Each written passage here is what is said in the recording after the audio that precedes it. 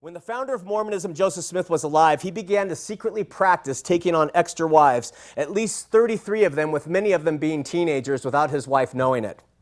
The fact had been so blurred by Mormon leadership that even last week we had a man call with his wife, who are active LDS, who said Joseph never had another wife.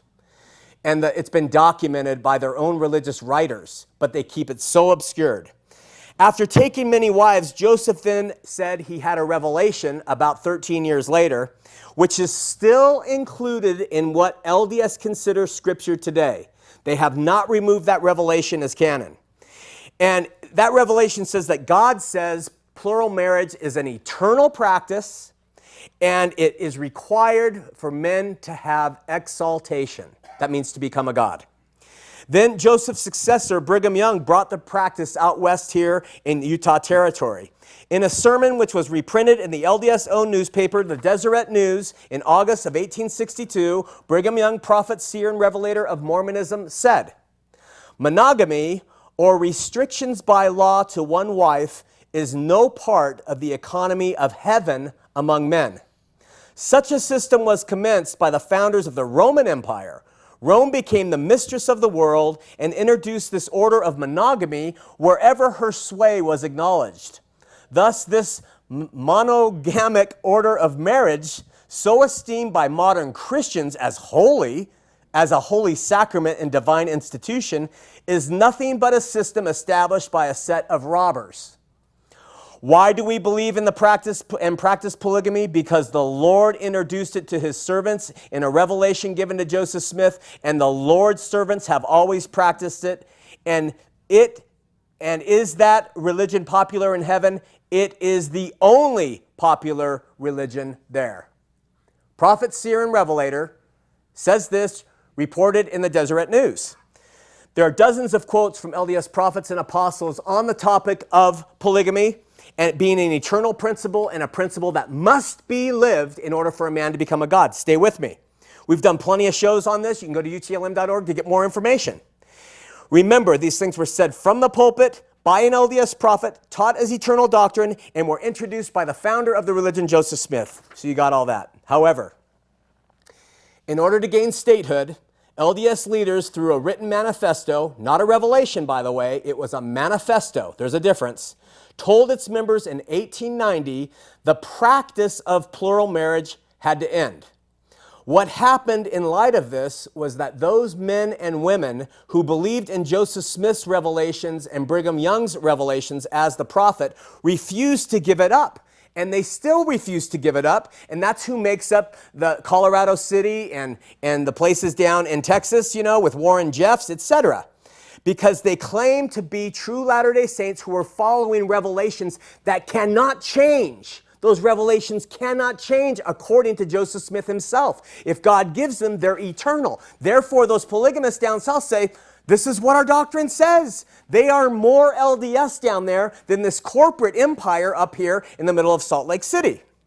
But the twisted plot Mormonism creates in these deceptive practices doesn't end here. After the manifesto of 1890, many LDS people, listen, especially LDS leaders, continued to secretly practice plural marriage for decades. In other words, the upper echelon publicly pretended polygamy was over, but they continued to practice it secretly with a wink-wink among LDS people who could, so to speak, handle the truth. This is LDS deception. They lie to the public and they live true to the doctrine in their heart, if not secretly by their hands. Remember, the doctrine was taught by leaders from the pulpit. It was believed and practiced by members because it was taught that it came from God. It was renounced publicly in an official manifesto, but it was secretly practiced thereafter. And so here we sit in 2012. Instead of attempting to gain statehood, the LDS have all sorts of people that are out there running for public office across the land. They're trying to get acceptancehood now. And so, in an effort to beguile the public and members and non-members alike who can't handle the truth, the Mormon leadership is ardently striving to be seen as Christian while simultaneously trying to retain all of their non-Christian beliefs secretly. But listen very closely. The leaders know that they are straddling a horrific chasm. Could break the church.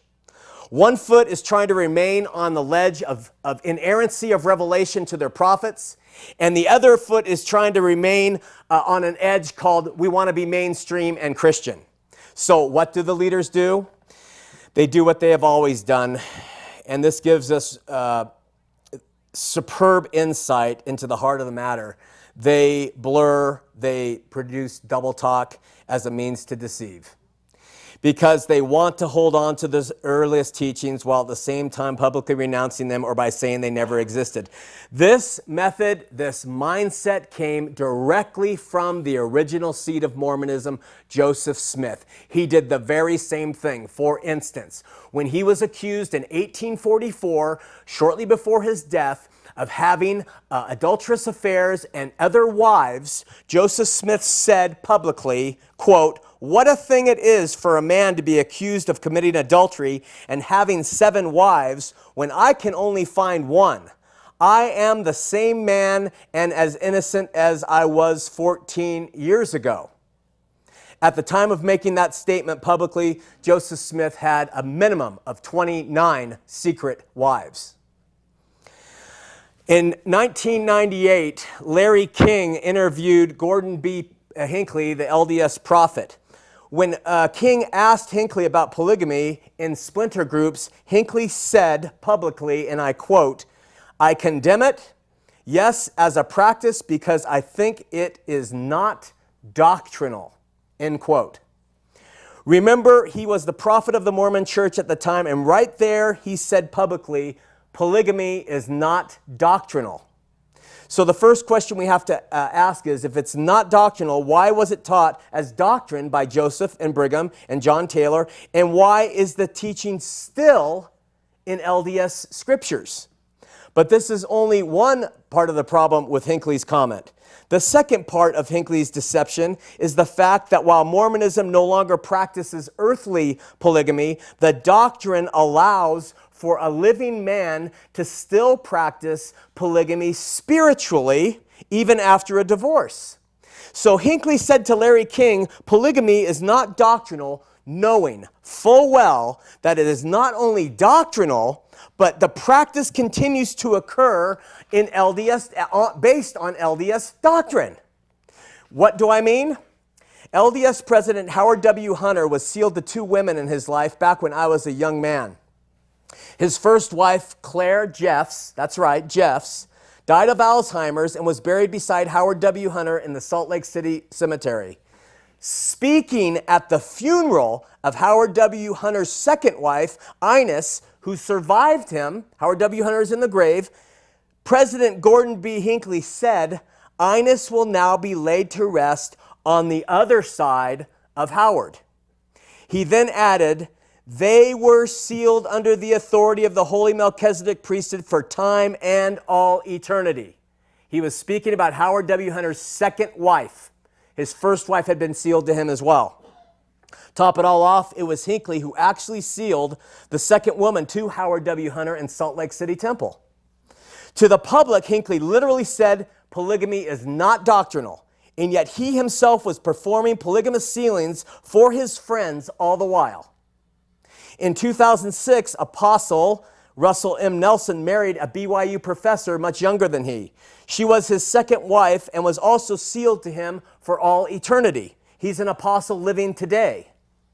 A BYU's Newsnet article for April 7th, 2006, announced the temple marriage of the Apostle Nelson, aged 81, to Wendy Watson, the BYU professor.